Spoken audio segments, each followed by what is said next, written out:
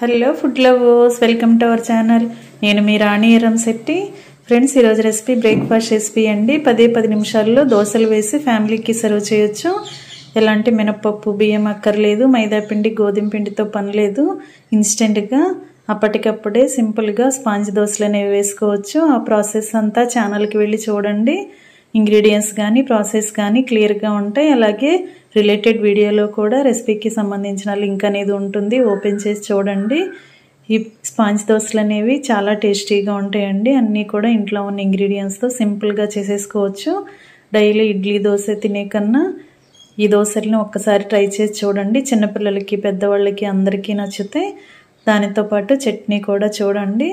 ఆ ప్రాసెస్ అంతా ఛానల్కి వెళ్ళి చూడండి. ఛానల్ని ఫస్ట్ టైం వాచ్ చేస్తున్న వారు సబ్స్క్రైబ్ చేసుకుని పక్కనే ఉన్న బెల్ బటన్ క్లిక్ చేయండి. మరొక రెసిపీతో మళ్ళీ కలుద్దాం. Thanks for watching. నేను మీ రాణి ఎర్రంశెట్టి.